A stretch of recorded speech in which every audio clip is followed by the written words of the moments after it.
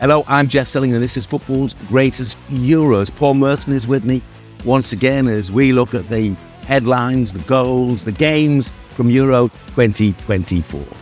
This week, England cannot afford to be in neutral as they take on the Swiss in the quarterfinals. Tears from Ronaldo, but is his form enough to make Roberto Martinez weep? And we pick our top 5 players from the tournament so far.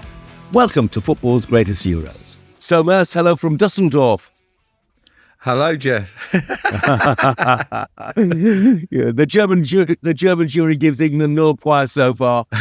I'll tell you, I'm in a great position. I'm looking out over the River Rhine at the moment on my right-hand side, and they've got these giant barges that are running past, and some pleasure boats as well. Just on our left-hand side is the stadium, the Dusseldorf Arena, where England play Switzerland in the quarterfinals. But I'll tell you what, a lot of the teams have been staying in the same hotel as me. Austria stayed there. France stayed there. I got in the lift with Eduardo Camavinga. You know what? He didn't recognise me. You done well to recognise him. I mean, everybody's got an opinion out here about the tournament, which is brilliant. Taxi drivers in particular. And they can't understand. Actually, there are two things they can't understand. They can't understand that when the lights go red, then you don't accelerate through them, because and they can't understand why England have got the best players but not the best team. Do you want to explain to them? God, that is a good question. I can do the red light one. I can. You know what? They got no excuse now. No excuse. We've gone to the tournament. Not a lot of time. We've gone 3 days, 4 day, 3 day break. Get the team ready, which is hard. You play your game, you have a rest day, then you have a day, and then it's set plays. So you've not got a lot of time. He's got nearly a week. Finish that game, they're through. They've got the whole week. He has no excuse now. Every one of these players, come what, Saturday, should be singing off the same hymn sheet. 100%. I have no problem. This is a big advantage now. A week without no game, he can work on everything. So when someone presses, everybody presses. Hopefully he had it in him to go, you know what, this is the team on Monday. This is the team. This is what we're working on. And that's the way it is. He's got to be selfish now. He's got to be selfish. Can't be the man that everybody loves. All the players love him. He's got to say, bang, this is my 11. I'm working with this 11 now for this whole week to get this team exactly how I want them. Not like, oh, I better not name the team yet. No, name the team. Get it ready for Saturday. I'll tell you, those taxi drivers, there's a lot of expectation around Germany. That is for sure. And by the way, what a game that is. Germany against Spain. Do the winners of that go to the final? Do the winners of that win the tournament? No, I wouldn't say that. I don't. I've said from day one it'll be out of England and France, and I still think that'll be the case. I think you're talking about two teams that haven't even got even half going yet, and they're both in the quarterfinal. That's a good sign. I expect Germany to beat Spain. I'd be quite shocked if they didn't beat them, if I'm being honest. I know they've played some good football in Spain and they've been very good, but I just think Germany at home, massive, massive advantage, and I expect Germany to go through. Yeah.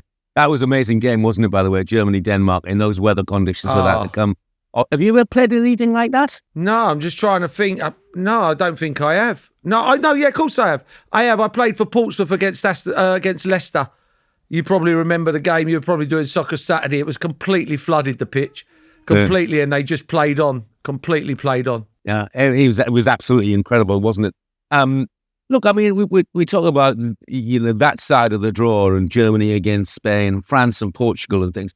It almost makes me wonder, even if England going to win the tournament, would it be a bit devalued by the fact we've been so much the weaker half of that draw? Yeah, for about a week. For a week, I think people will go, oh, well, they were in that draw, But, let's be honest. When Italy won the World Cup, what was it, 1982? Italy won the World Cup. What was the who did they play along the way? Who was their group? Who did they knock out?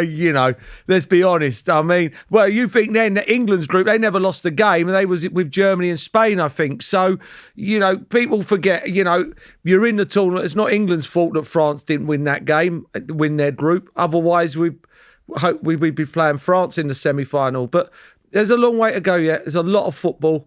Hopefully the other half will beat each other up by the time we get there. Yeah. And, everybody, I think, has a sense of expectation when they look at that draw now. But I was talking to Ramon Vega this week, and he was telling me that in Switzerland, they don't just expect Switzerland to beat England. They now expect Switzerland to go on and win the whole tournament. Wow. Strong beer over there, isn't it? No, I don't. I'd be shocked if Switzerland beat England. I'd be shocked, honestly. I'd be amazed. I know we haven't played well. If they come out and play against us, I just think we open them up. I really do. They've just beaten Italy. I couldn't believe how bad Italy were. I was just blown away for how bad they were. So I'd be shocked. Yeah, I can't see Switzerland going on and winning it. No, they were my dark horses before the start of the tournament. Always turn up with the expectation. Never really do it in a tournament. But yeah, I'd be shocked. Ramon, no, absolutely not. He was very confident. Hey, by the way, you talk about strong beer. I have to tell you, I got the Eurostar over here. And on the second leg of it, a lady brought round the drinks trolley and she said, what would you like to drink? And I said, I'll just have a beer. And she said, and she gave me the names of the beers. I'd never heard of any of them. And she said, look, one is strong, one is medium, and one is weak. I said, I'll have the medium beer, please. And I got the can. 8%. 8% for a beer. And that was the medium. Wow. Where's your train end up? I hope the driver wasn't on it, that's for sure. But look, let's talk about England and Slovakia. Have you given up before Bellingham scored that goal? Because I was on the verge of ringing my wife and saying, can you book my flights home? Yeah, I was watching the game with some people, and I said to them with about 20 minutes ago, I said, we get one clear-cut chance. We have to take that chance. And we got that with Harry Kane's header. Harry Kane's header that went wide. After that, we never, ever, ever looked like scoring again. And then fair play to Bellingham. I mean, that's why you keep them people on the pitch. People go, oh, Bellingham should be left out. That's why you leave them on the pitch. They just do something out of the ordinary. Absolutely out of the ordinary. It's it's one of the greatest World Cup, one of the greatest England goals of all time. There's no question about that. You got to put the magnitude of when it was with the timing of the goal. I mean, Michael Owen's goal against Argentina, phenomenal. But that was early in the game. This was to take it to extra time. We were out. There was 30 seconds left. I mean, if we go on and win it, it'll probably be one of the biggest goals ever in the history of England. Yeah, it was an amazing goal. And look, he's absolutely dominated the headlines, hasn't he? In the immediate celebration afterwards. Who else? What did you make of that? Was it just the moment? I mean, I think it's the moment. You got to remember they haven't. He's a young kid. He hasn't had any bad publicity from day dot. He's always been thought of as very highly, even at Birmingham. Then he went to Dortmund, set that alight, went to Real Madrid, set that alight. All of a sudden now people, should he be playing in this game? Should he be rested? He looks tired. It's been hard for him. It's not easy just, to take criticism. And people go, oh, us as media, we're giving them stick. Why they should take it. They're human beings. It's a hard part of the job, this is. I know what it's like to play for England. I know what it's like. It's hard. It's really hard, especially with expectation. Put it in perspective, Jeff. If it went to penalties, I went and took a penalty for England in the World Cup. Every Tottenham fan wants me to score that penalty. After the penalty, every Tottenham fan hates you again, virtually. But that's the pressure you're in. And I just think it was just... You steam up, and he just let it go. And I have no problem with that. It's difficult. They're getting a lot of stick at the moment. They're still winning football matches, getting a lot of stick.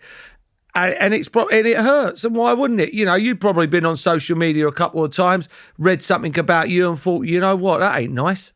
And cop the ump, probably text something back.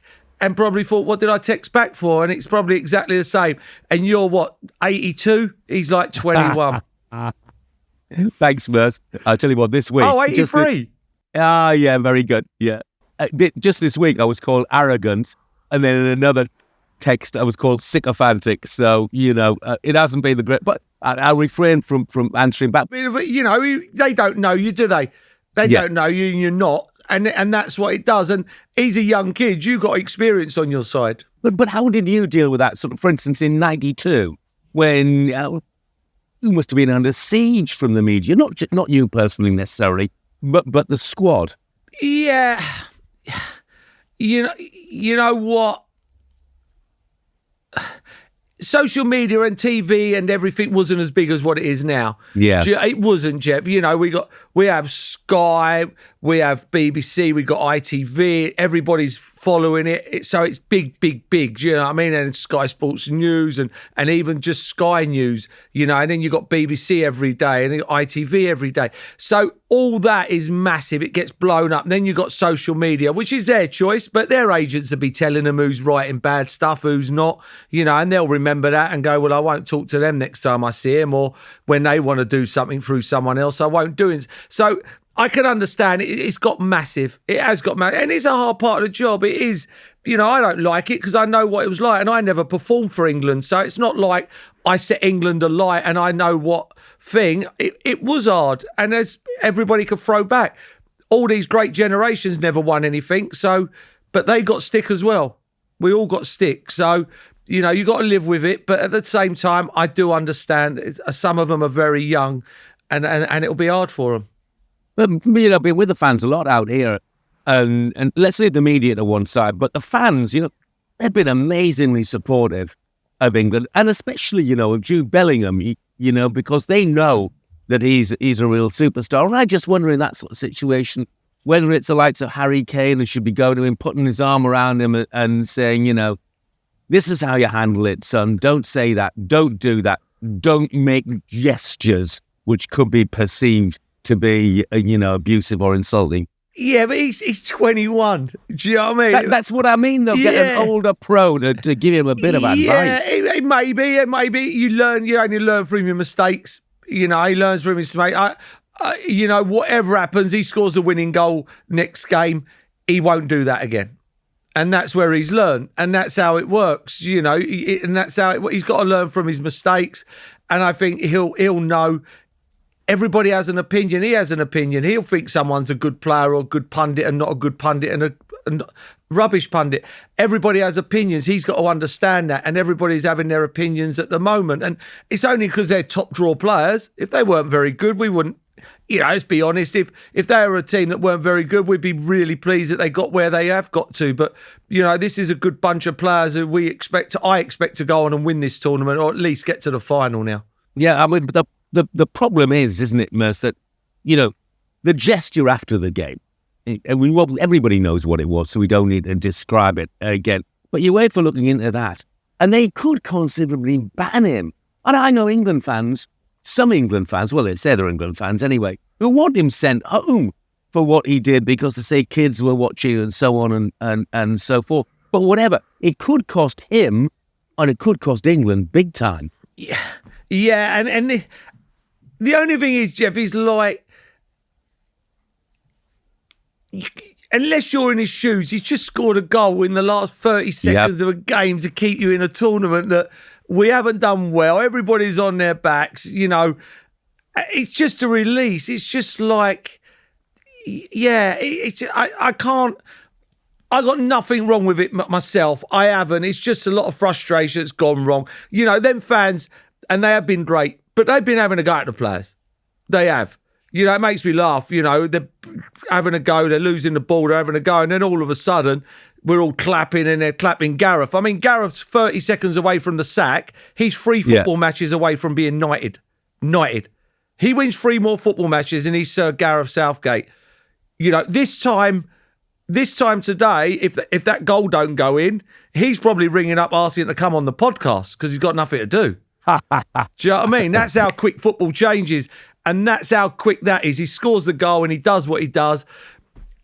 He's 21. He is, for everything he's done in the game so far, which is what some people will never do in their whole footballing career, he's still a young kid. Yeah. And if Gareth wants to come on the podcast, of course, it's an open invitation. 100%. But we don't. We want him to be busy. We want him on there working on the team.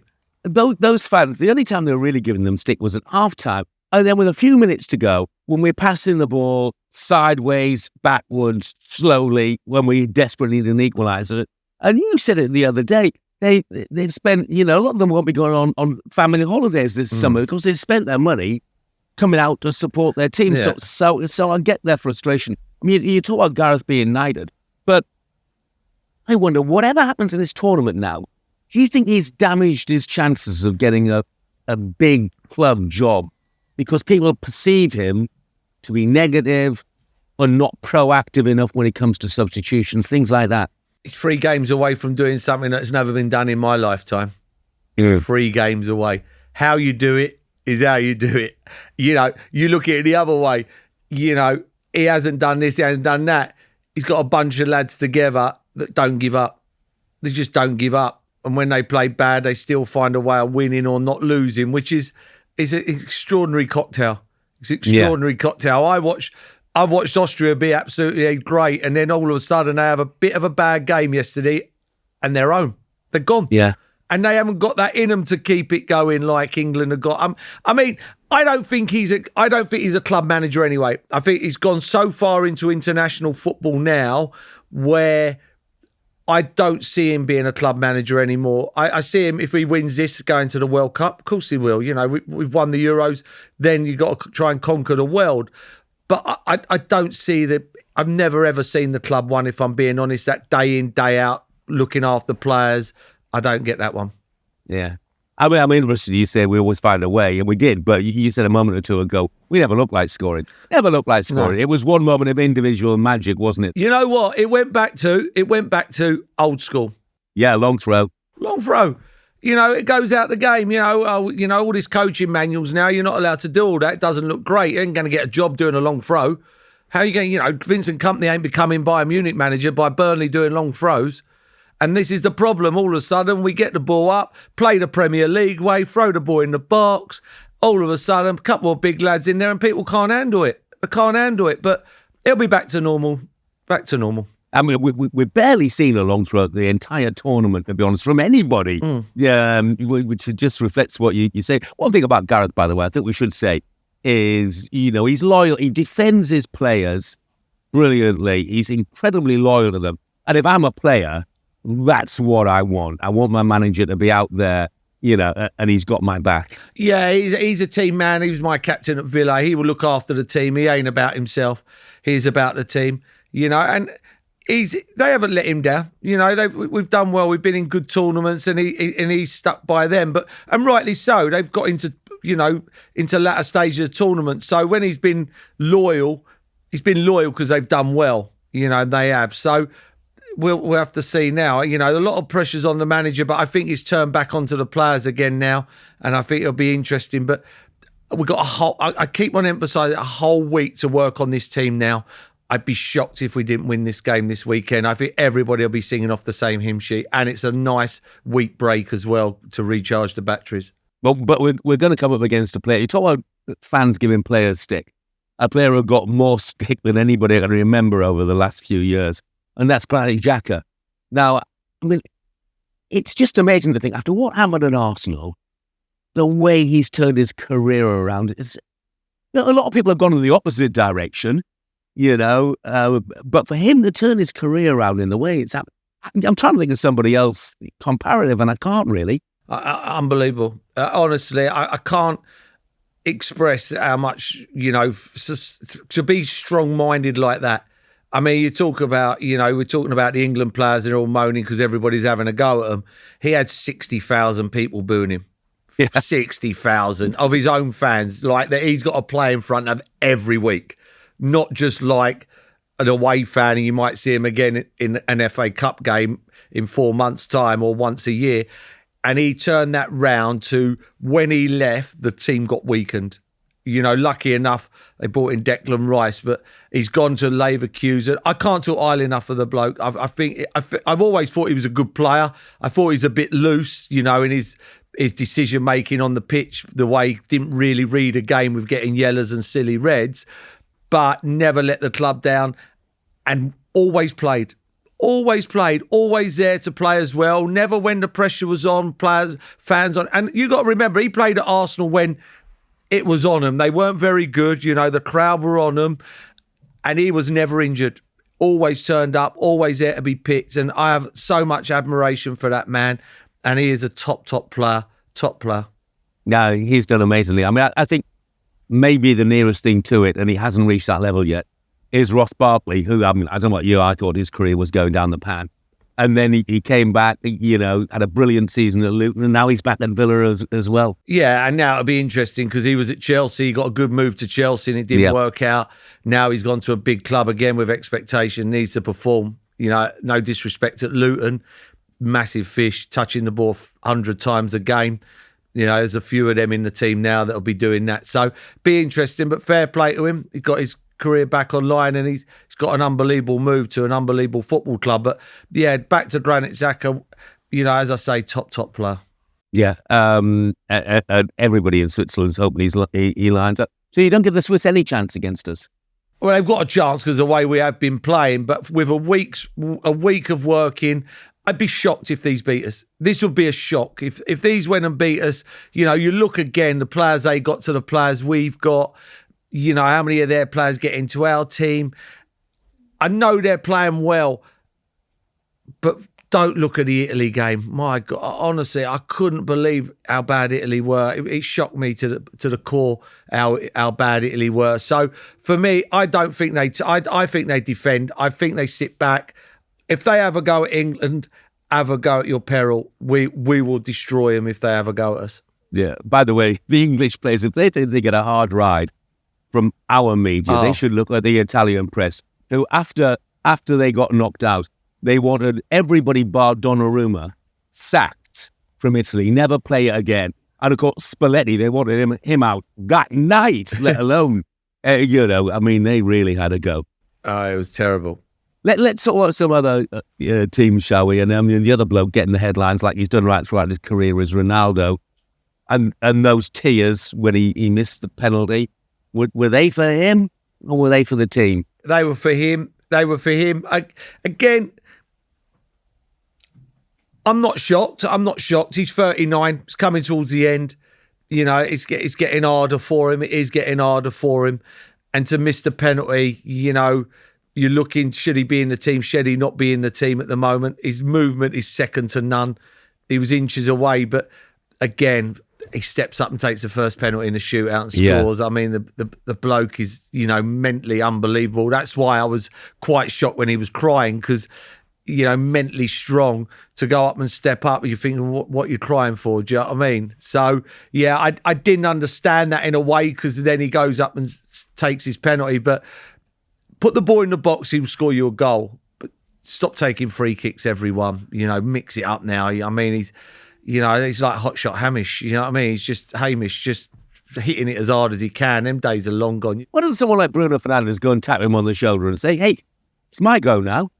Yeah, I just don't know. And you need a bit of goal. You can't just keep on whacking it as hard as you can. And the goalkeeper, he's different class, the goalie, for them as well. So he ain't going to beat him with just a shot hit as hard as you possibly can. But I think the manager needs to be sorted. I think the manager, I'm a bit worried about the Portuguese manager, Martinez. I thought Ronaldo was the manager. He must be, because when he took the lad off, what's his name, the lad from PSG. Batidia. When he went off, the whole game went. He was the only player who was playing. He was knitting everything together, the only one getting on the ball. And it was like, right, who's the smallest and youngest player here? Off you come. You could have took off Bernard Silva. He could have took off Fernandes, anybody. How he took him off was beyond a joke. It was it completely went then. From that minute he went off, they never really looked like scoring a goal bar the penalty. And I think that's the worry for him. Is he going to be big enough to make them big decisions? And I ain't sure he is. I'm not sure. And I don't see them beating France neither. Yeah. See, if we would look at Ronaldo at his absolute peak, and then look at him now, and his peak is, let's say his peak is 100%. Where is he now in percentage terms of what he was like when he was at his very best in your view? 60 tops, top 60 tops. I mean, him playing at his peak with these lot now that I'm watching, he'd destroy these people. He would destroy them. I mean, yeah, he'd have the golden boot wrapped up already. Yeah, it just shows you how the game is changing and how it's revolving. That it's power and pace, power and pace, power and pace. That's what it is now. You know, you're looking at these, let's be honest, these average teams, these countries that are setting up 10 behind the ball, and no one can break them down. Them players are not about anymore. It's just power and pace. And you look at the successful players so far have been the wingers where it's been open, like Spain, your two wingers, where they open the game up.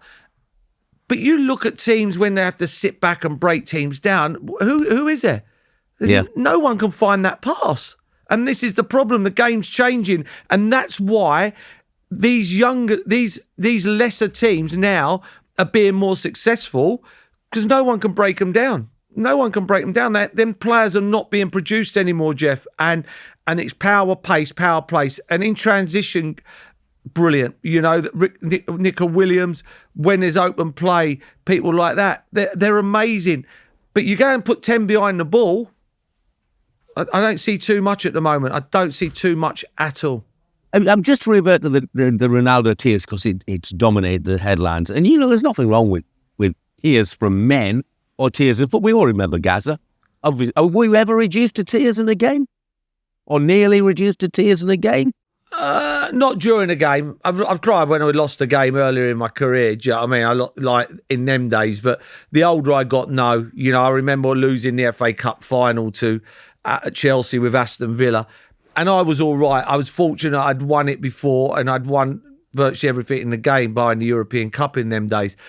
But I felt for people like Lee Hendry and people like that who that was their chance. Do you know what I mean? And yeah, you know, but I was all right, you know, at that. But yeah, I cried. Yeah, I've cried in a football match. Yeah, it's that's what it's about. It's, you know, I have no problem with him crying, but then he goes and steps up and scores his penalty. So, you know, that's what I didn't get. I didn't get that. Yeah. I mean, the tears, it just made me think, you know, that because he got castigated in a lot of quarters, and think, if it had been Harry Kane, you know, who's just missed the penalty and is in tears, everybody would have been saying, oh, look, it shows how much he cares. It shows his passion. So I feel a bit for Ronaldo in that sense. Yeah, he cares. Of course he does, and he probably does, because, you know, he's fighting at the moment. He's coming towards the end of his career. As we say, he's probably at 60% of what he was at his greatest, probably 40 or 50. He's coming towards the end. It's probably his last tournament, let's be honest. I mean, I'd be shocked if he went to the next one. And I just a build-up. It's a build-up of pressure, and he exploded. So I have no problem with him. I don't think he'd done it for the thing. You know, the man's a legend in his own right, and it, you know, he has my respect. But he's coming towards the end, and he's got to justify himself being in that team, which is, again, is probably hard for him in being the great player he was. And this is another problem being a pundit. That was my hardest job of when I was on Sky last year or the year before, you know, having a go at Cristiano Ronaldo. You know, I mean, how can you have a go at him? But you have to say it how, you got to tell it how it is and how you see it. And at the time, he wasn't what Man United needed. He was making Man United a lesser team. So, but how do you go and say that when he's one of the greatest players you're ever seeing? He was 1,000 times better than I was. And this is the problem you have. It's hard, but you have to say it how you see it. Yeah, look, if Cristiano was a pundit, Merse, he'd be saying he was 2,000 times the player that you were. Yeah, maybe he was. Yeah, maybe he was. No, you're putting yourself down. It's really unfair. No, but he was a great, and it's just a build up. I think he scores that, you know, and it just justifies him being in the team, and that's the problem. Look, I was at France against Belgium the other day, and I couldn't help but thinking while I was watching it, you know, is Didier Deschamps related to Gareth Southgate in any way? Because he sets up the French team in such a defensive way. He's reluctant to make changes. When he does, the changes are absolutely like for like. He's hardly ever out in the technical area. He's normally back in the dugout. Doesn't show any emotion. I thought, Look, he's got to be his long-lost brother, something like that. They play exactly the same way. They got the same sort of way of thinking. They set up, they go there four, the two holding midfield player, and he just says, the rest of you get on with it. You get on with it to try and win us the game, the front three, and the rest you just sit back and make sure we don't let in any goals. If we don't let any goals, then three will score a goal before the end of the game. And exactly how he works. Exactly how he works. And that's the way it is. Saliba's in the team to defend. He's an out-and-out defender, and that's what he does. That's what Deschamps does. He won't open the game up. He won't open the game up and play end-to-end football. They just look at it and go, right, we're going to stay tight. We're going to be defensive. And I've got the players up front that are going to win me a football match. And I think Gareth's the same. He has his back four. He has Declan Rice and Mainu, and he goes to Bellingham and the front three. You go and win the game. You won't have to score 4 and 5 goals in this game because we ain't going to let in more than one, maybe none. You just got to get us a goal and we win the game. And it's exactly the same with France. France do exactly the same. And that's the way it is. Some teams, you watch Spain, even me and my boy were watching it the other day, me and Freddie, and he went, it's like a basketball game. And it was just, there was nothing in midfield. It was just end to end. And that's how they play. But then all of a sudden, Rodri gets the ball and he goes, calm down. Let's just relax here. Because, that game could have got away from Spain. The 1-0 down, it was gung-ho. Another team, and Georgia were great. I love watching Georgia play, the way they play. But a better team that day picked them off with the right passes and they go 2-0 up. And then I don't see Spain getting back in it. So, for me, you can open the game up, but I think France, or it'll be out of France and England before it's finished. Yeah, I just think though, Merse, the way he plays, they're so reliant on Mbappe at that end of the field. And when he's not quite firing, or they can't give him the service that he needs, whichever it is, that makes them a bit vulnerable, because they can't score a goal for love nor money. No, and they had a lot of shots the other day, Jeff. They had a lot of shots. Yeah. Couldn't hit a barn door. It was erratic, never hit the target. That would be my worry if I was Deschamps, because they're not going to make a million chances because of the way you say they play, and you're right. So when they do get them chances, you've got to hit the target. You've got to make sure you hit the target. And I think they had 17 or 18 shots and one on target at one stage before they scored, which was a lucky goal. He's earned the respect. They're just going to pick him up, Mbappe. They're going to stop him playing and let the others get on with it. And they're not going to produce. They got to start. They can't keep on living behind him. They got to step out their shells. Griezmann's got to do a bit more. I'm a big Griezmann fan. Thuram, I don't know what he's done so far. I really don't. And for me, this is the problem. The other players haven't stepped up. They've all been a 5 or 6 out of 10, and that ain't enough. Just watching that game is what you were talking about, power and pace. One player who doesn't quite fall into that category is Kevin De Bruyne. And the Belgians have gone out. By the way, their fans were absolutely fantastic.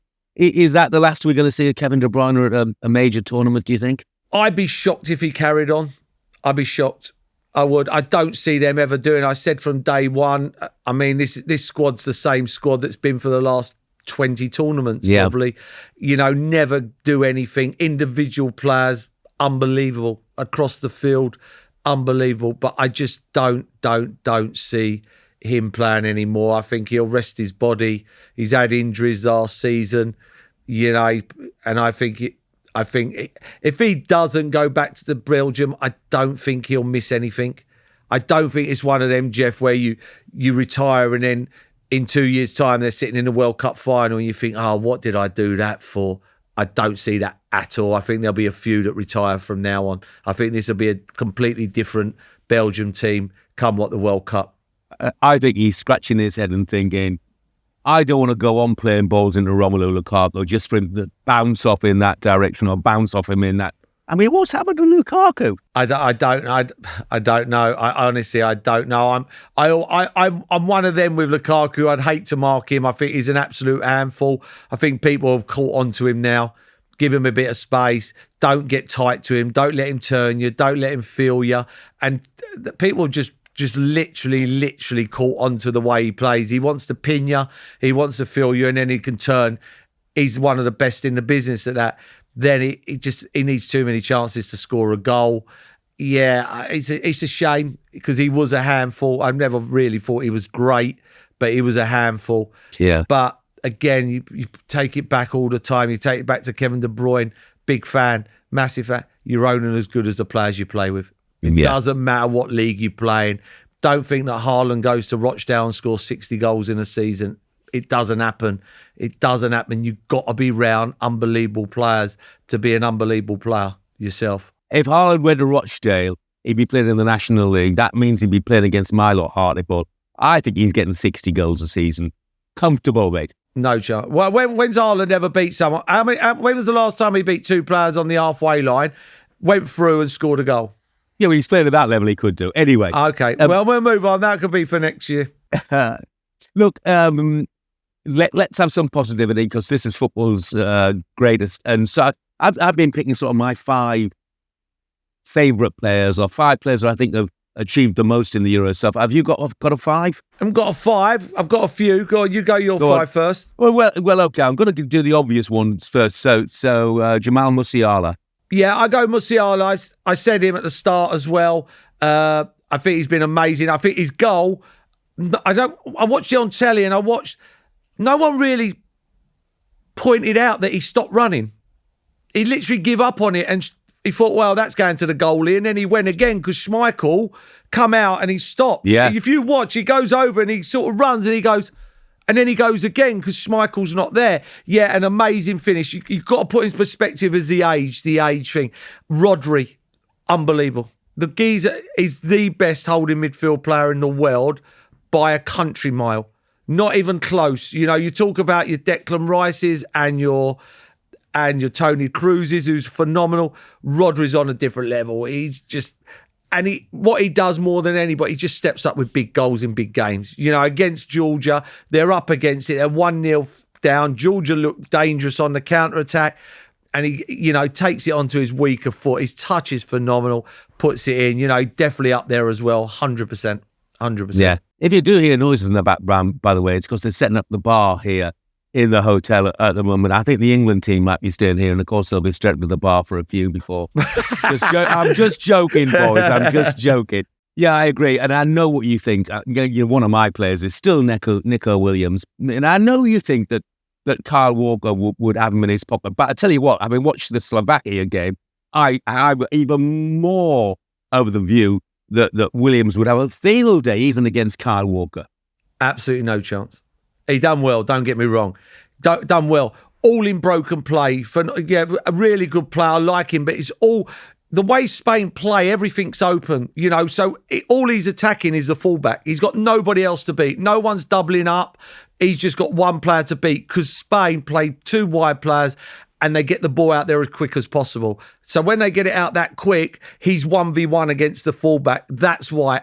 Out and destroying fullbacks. And he will do. Anybody will destroy a fullback if they get time to run at a fullback like any winger can. You know, you see the young lad at Turkey yesterday. I thought he was outstanding, the little winger. I thought he was absolutely outstanding.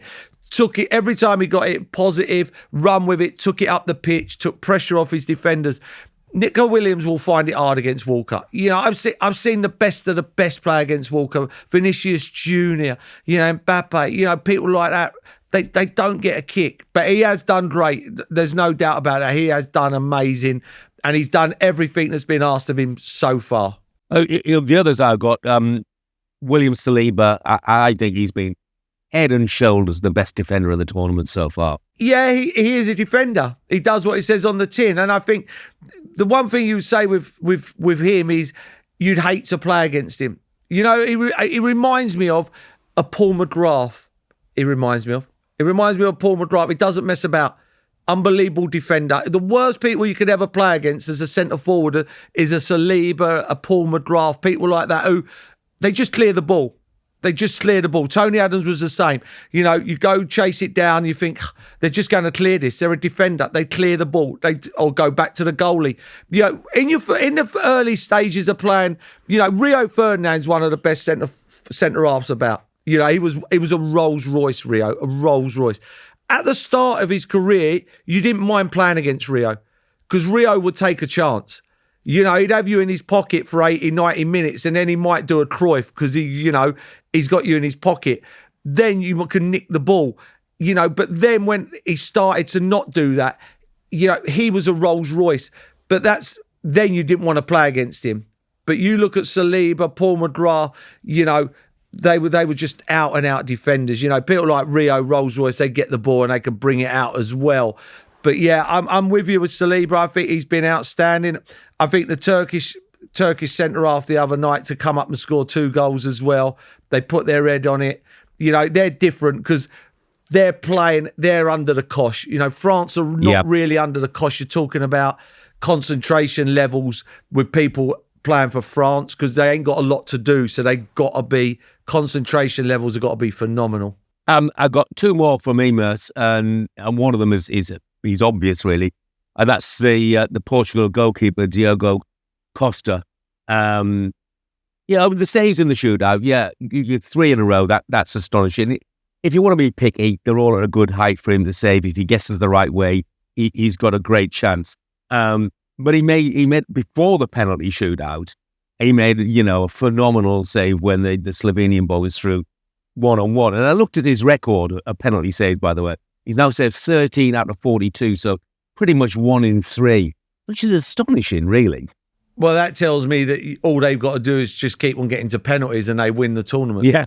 Because if he saves 1 out of every 5, they win. For me, or you got every chance, because of these players, they're so good at penalties. They should be so good at penalties, if they're top draw players. So for me, he's been outstanding to save that many. Yeah, that's practice. That's hard work. I know they're at good heights, but he's still got to go that way. If he doesn't go that way, the ball's in the back of the net. So, fair play to him. 100% fair play to him. I'm going to go with Gay. Yeah, he's been good. I think a lot of it's been centre halves. We're naming defensive players because I don't think it's been a great attacking tournament. I just think it's been a defensive kind of like tournament, if I'm being honest. I haven't seen much greatness as forward wise. I would say him. I think he's one of them that probably wouldn't have played. He's come in and performed very well. The other one I would say, and his top goal scorer is Gakpo. I didn't see that coming. He's on my list. I didn't see it. But the thing is with him as well, Jeff, we look and we go, oh, are England tired? They look a bit jaded, don't look fresh. He hasn't played a lot of football and played a lot of football at Liverpool. Do you know what I mean? He looks fresh. He looks like he's like completely different player to when he's at Liverpool or even to any other time he's played. So that's probably helped him not playing as many games as, he's probably played nowhere near as many games as Harry Kane and a Bellingham or a Saka or Foden. So that's probably worked in his favour as well. Yeah, I love the way he's willing to run at players. He drives with the ball. He takes players. I think he's been a revelation. Probably the biggest surprise of the entire tournament. Yeah, I would say that. He gets overshadowed probably by Salah when he's at Liverpool. I think he's bit part. I don't think Klopp had that much confidence in him to play all the time. But he's been absolutely outstanding. And, he's leading the Golden Boot, which would be amazing if he went on and won that. And, if he can win the next game, it gives him an extra game, he could win it. Yeah, well, with win the next game, they could be up against England in the semi-finals. But let's play fantasy football, if you like. So the final is France against England. Who wins it? 0-0 penalties. I would go England this time round. I think if we get to the final, I think then you're talking confidence is a lot different. People got more confidence because at the moment the confidence is a little bit shot. So that breeds confidence winning. And then I think we will beat France in the final. I just think France so reliant on Mbappe because I don't think the others around him, bar Griezmann, I don't think like Dembele and Thuram, I don't think they're at that standard of, to go on and win it on their own. Okay, Merse, hedging your bets then. Earlier in the show you said France.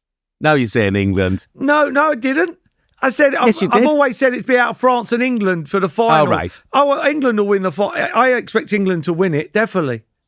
You want England to win it, but when you expect England to win it, it's another matter. We shall see. Well, I expect us to get to the final, and I think the other teams have beaten each other up by the time they get to the final, and I think we'll be the team to beat. Okay. Merse, thank you very much indeed. Cheers, Jeff. And we have reached the end of another episode of Football's Greatest Euros. Merse and I will be back soon with another Q&A episode. Make sure you send us your questions, by the way. Just email them to footballsgreatest@foldingpublic.co.uk. Or, of course, you can leave us a voice note on WhatsApp. The number to call is 0203 951 9653. 0203 951 9653. Please leave a review and follow us on YouTube or wherever you get your podcasts, of course. Hope you enjoyed it. Football's Greatest Euros is a Folding Public production with BBC Studios.